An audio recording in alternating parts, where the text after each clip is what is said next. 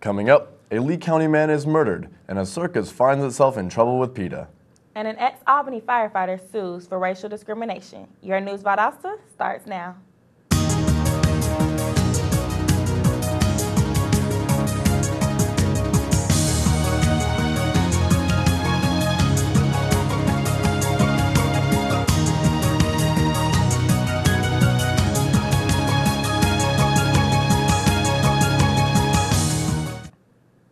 Welcome to News Valdosta. I'm Spike Cook. And I'm Ebony Dennis. The victim in the Lee County murder case is being called a hero by his family and members of the community.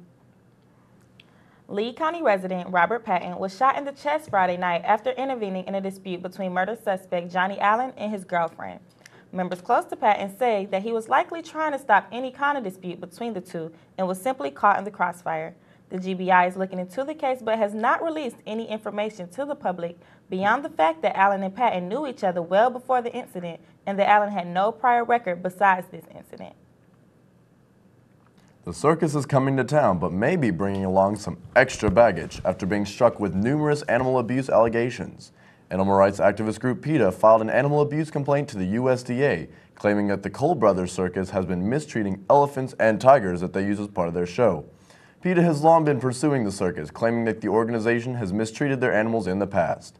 But just last year regained fever in their activism when a video was leaked showing a trainer manhandling two of the elephants. PETA used the video as evidence to support their bid against the circus, which ultimately led the circus to pay a $15,000 fine to the USDA just this week. The Cole Brothers Circus sticks by its decision to use live animals as part of their act and will be performing their routine in Valdosta next Monday and Tuesday at the 5 Point Shopping Center. A local debate is ensuing over whether the SPLOST sales tax should be renewed.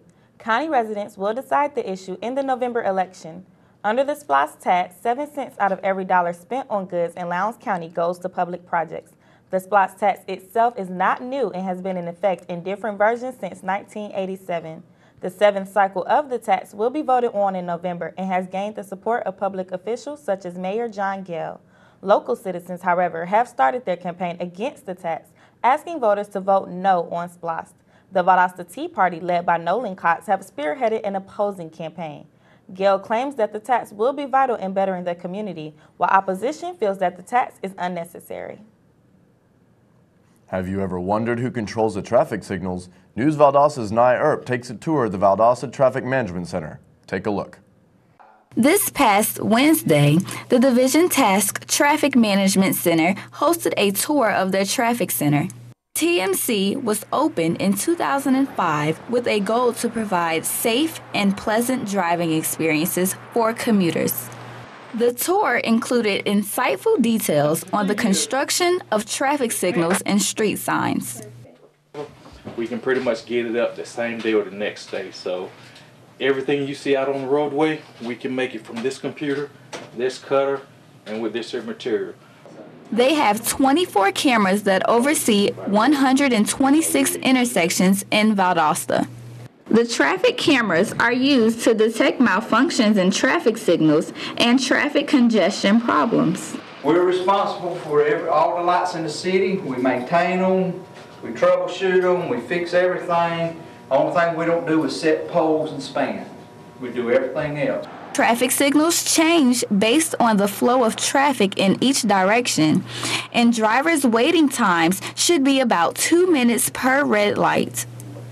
Members of the Metropolitan Planning Organization are responsible for carrying out transportation plans that fulfill the current laws. Valdosta's Traffic Management Center controls signals and provides signs to ensure the safety and direction of its citizens. With News Valdosta, I'm Nia Earp. According to Lowndes Sheriff Chris Prine, shortly before midnight Friday, investigators from the Special Operations Division noticed a vehicle sitting in the parking lot in the near West Hill Avenue. The investigators stopped and spoke with the vehicle occupants, who were identified as Jory Corbett and Paige Brunner, both of whom are from LaBelle, Florida.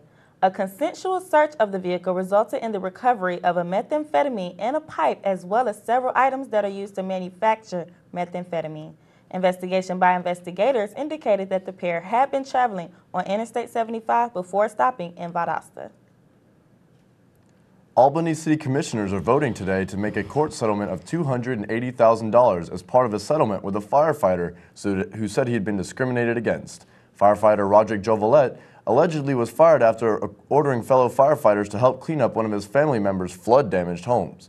After his termination, Roderick claimed discrimination and was later returned to work but demoted from his position. The city says the settlement, which will also require Roderick to send a letter of resignation, is not necessarily an admission of guilt, but rather a fiscal way to avoid expensive court costs. Coming up, a controversial group tries to adopt a highway. And the South Georgia Harvest Drive draws hundreds of people. Stay with us. When every moment matters and a hand reaches out, when someone gives blood and a life is saved, that moment when heartbreak turns to hope, you're there through the American Red Cross. Every day, the Red Cross responds to nearly 200 neighborhood emergencies, and your support makes it possible. Use this moment to join us today. Visit redcross.org.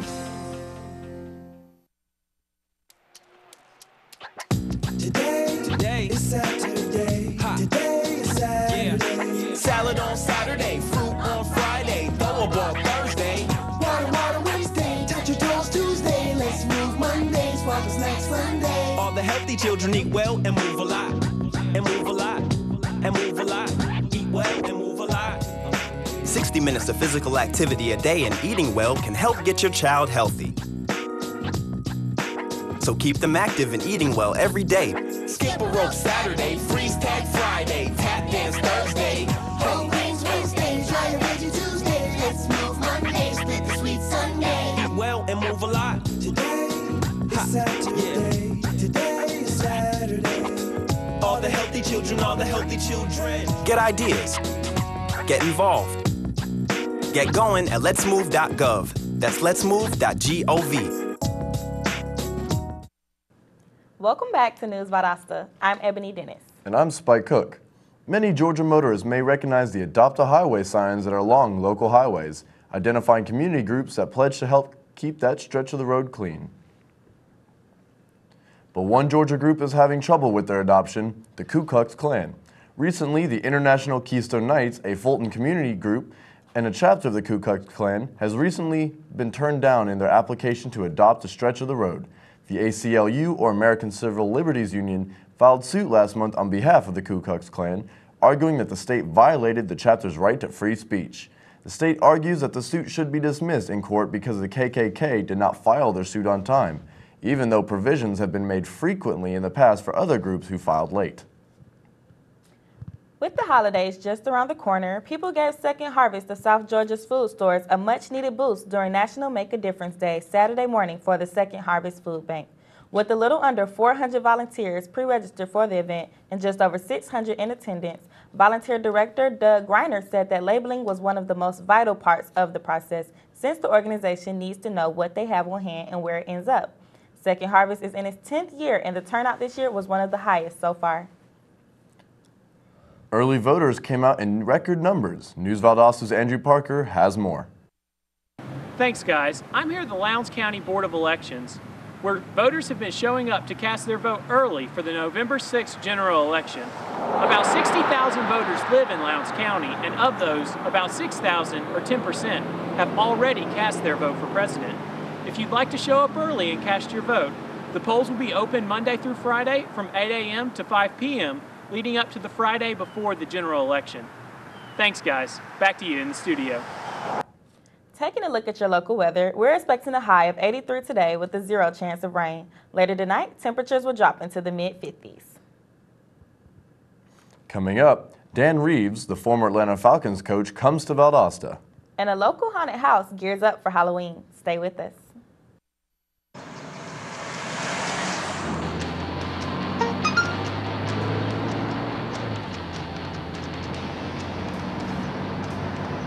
The average text takes your eyes off the road for nearly 5 seconds.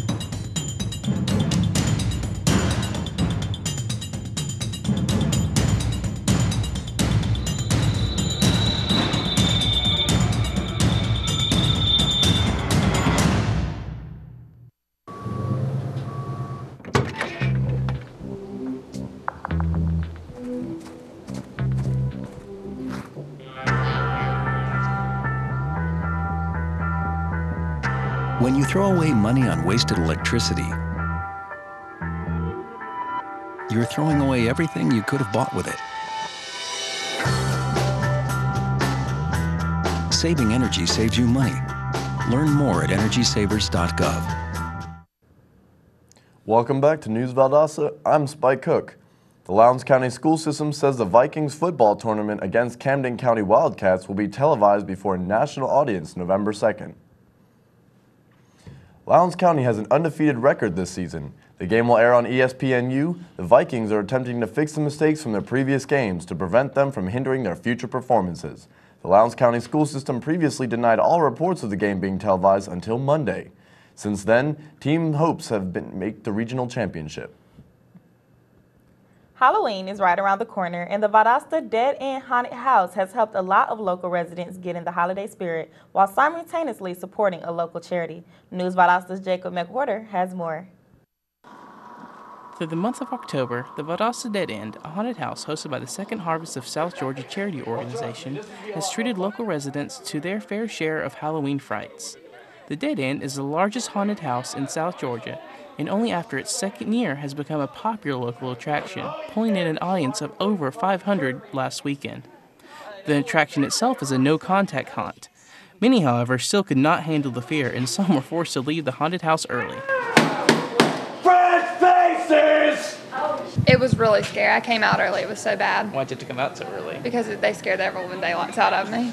The Valdosta Dead Inn's main purpose is to collect food for the Second Harvest Canned Food Drive. Participants can choose to bring in canned food to receive $5 off of their ticket, and many choose to do so. But if you bring a canned good, you get $5 off the admission price, and you're helping out needy cause. The Valdosta Dead Inn has become one of the Second Harvest's largest canned food contributors, and its audiences continue to grow coming into the Halloween weekend. This is definitely one of the best haunted houses in the South, and it's my first time working here, and it's been a blast. So if you're in the mood for a couple real good scares this Halloween season and want to help give to a real good cause, come on out to the 5 Point Shopping Centers for the Second Harvest Haunted House. With News Valdosta, I'm Spike Cook. And I'm Jacob McWhorter. Thanks for watching News Valdosta. I'm Spike Cook. Have a good day. And I'm Ebony Dennis. We'll see you next time.